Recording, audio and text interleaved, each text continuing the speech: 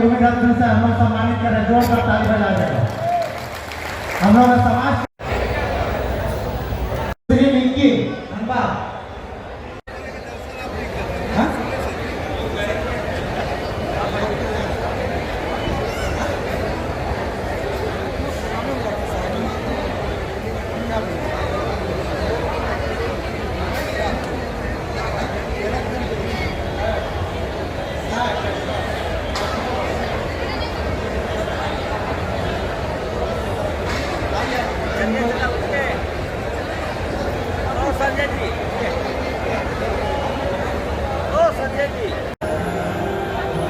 के इस आयोजन करने वाले समिति के सभी सदस्यगण और करम महोत्सव को मूर्त रूप देने के लिए उपस्थित सभी कलाकार गण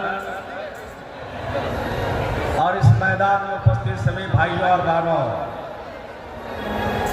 प्रेस के सभी प्रतिनिधिगण, प्रशासन के सभी पदाधिकारीगण,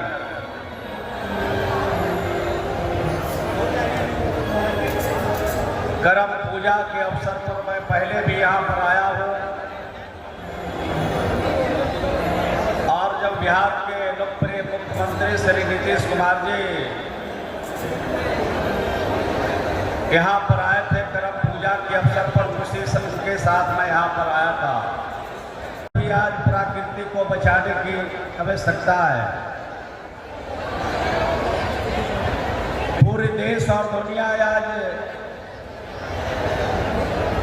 पूरा परेशान है जलवायु परिवर्तन को होने के नाते। वैसे समय में झारखंड के लोग अपने प्रकृति की पूजा कर अपने पौधे को बचाना चाहती है, पेड़ को बचाना चाहती है, जंगल को बचाना चाहती है। और झारखंड के लोगों को यह बात मालूम है कि जब तक प्राकृतिक नहीं बचेगी, जमीन, जंगल और पहाड़ नहीं बचेंगे, तब तक हम भी सुरक्षित नहीं रह सकते। यही प्रकृति की पूजा अगर देश में हर जगह होने लगे तो जलवायु परिवर्तन को हम लोग रोकने में कामयाब हासिल कर सकते हैं। हमारी हरियाली परत घटते जा रही है।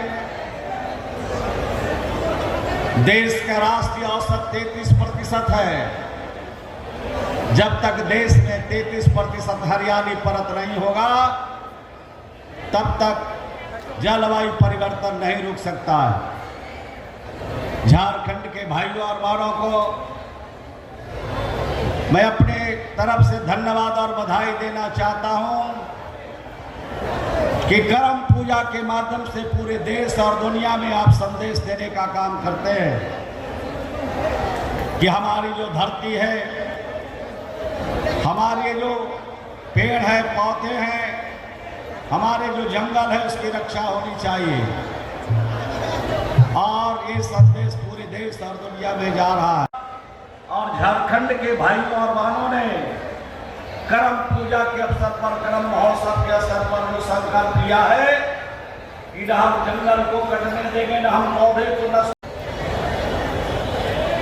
जब बिहार के मुख्यमंत्री श्री नीतीश कुमार जी पहली बार मुख्यमंत्री बने थे, उस समय झारखंड बंटवारे के बाद तो उस समय बिहार में मात्र 9% हरियाली परत था। आज बढ़कर के 16% हुआ है और इस वित्तीय वर्ष का लक्ष्य है 17% पहुंचाने का। लेकिन 17% से बिहार में काम चलने वाला नहीं है। जो राष्ट्रीय औसत है 33%, जब तक हरियाली परत देश में नहीं होंगे, तब तक जलवायु परिवर्तन को रोका नहीं जा सकता। आज परेशान है, उसे हम रोकने में कामयाबी हासिल कर सकते हैं। हमारे जो कुर्मी सेना के जो नौजवान हैं, लगातार आंदोलन कर रहे हैं। कभी रेल रोकने का काम करे, कभी चक्का जाम करने का काम। जो संविधान में अधिकार मिले हैं, उस संवैधानिक अधिकार को लागू करने की बात हमारी ये कुर्मी सेना के नौजवान झारखंड में भी करते हैं, बंगाल में भी करते हैं, उड़ीसा में भी करते हैं।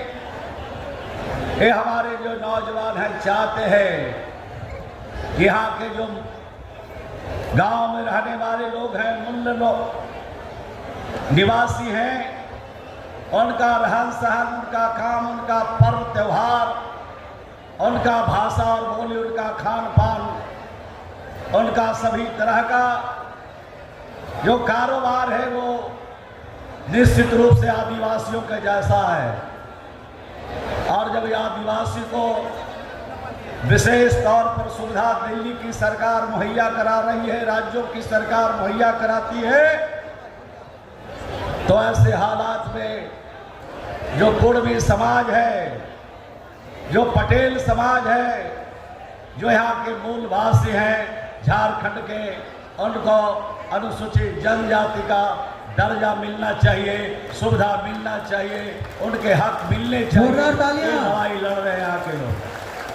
मुझे मालूम हुआ कि कुछ नौजवान जब आंदोलन कर रहे हैं तो उनको जेलों में बंद किया जा रहा है। जब देश की आज़ादी की लड़ाई हमारे वीर योद्धाओं ने शुरुआत किया था, अंग्रेजों से मुक्ति के लिए हमारे वीर नौजवानों ने आंदोलन किया था, उस समय भी हमारे जो आज़ादी के पक्षधर थे उनको यातनाएं सहनी पड़ी थी। और सिर्फ यातनाएं सहनी नहीं पड़ी, कितने लोग शहीद हुए, कितने लोगों ने कुर्बानी दिया, शहादत दे दिया, तब देश की आज़ादी मिली थी। और आज हमारे कुर्मी सेना के नौजवान आज अपने हक के लिए अगर आंदोलन करते हैं तो जो दिल्ली में बैठी सरकार है हमारे आंदोलनकारियों पर लाठी चलाती है, गोली चलाती है, जेलों में बंद करती है, तो हम लोग जानते हैं कि पर्वत की दीवार कभी क्या रोक सके तूफानों को, और क्या बंदूकें रोक सकेगी बढ़ते हुए जवानों को। हमारे नौजवानों में जो जज्बा है, हमारे नौजवानों में जो तासीर है, नौजवानों में जो हिम्मत है, और अपने कोई अनैतिक मांग के लिए नहीं, नैतिक मांग के लिए, समाज के उत्थान के लिए, लोगों में जो गैर बराबरी है उसको बराबरी के दर्जा के लिए अगर अनुसूचित जनजाति में शामिल करने की मांग करते हैं तो चाहे राज्य की सरकार हो, चाहे दिल्ली में बैठी सरकार हो, इनके मांगों पर विचार करना चाहिए। और लाठी और गोली और जेल से हमारे कुर्मी समाज के नौजवान डरने वाले नहीं हैं। हमारा इतिहास आज़ादी से लेकर आज तक का है।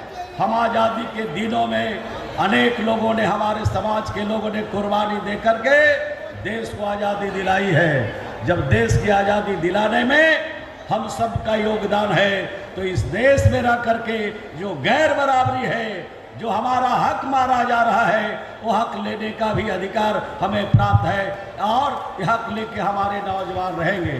मैं करम महोत्सव के अवसर पर मैं शैलेंद्र जी को, दिल्ली की सरकार हो चाहे राज्य की सरकार हो, उनका हक और हिस्सा किसी भी कीमत पर रुकने वाला नहीं है। अगर रोकेंगे जाने वाले हैं इनको, इनसे हमारा हक और हिस्सा अगर नहीं मिला तो आगे आने वाले जो चुनौतियां हैं उसका हम मुकाबला करेंगे, और 2024 के में इनका सफाया भी करेंगे, और हमारा जो हक है उसको लेके रहेंगे।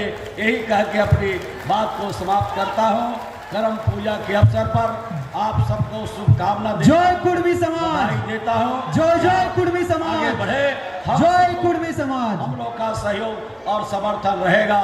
भले ही हम बिहार में हैं, लेकिन आपके आर्थिक हालत पर, शैक्षणिक हालत पर, आपके सामाजिक हालत पर हमारी और हमारे बिहार के मुख्यमंत्री जी का भी ध्यान लगा रहता है। हमारे मुख्यमंत्री जी आए थे, उस समय भी उन्होंने कहा था कि ये जो लड़ाई है इनके, ये वाजिब है, इनका हक मिलना चाहिए, ये बात उस समय भी उन्होंने कहा था।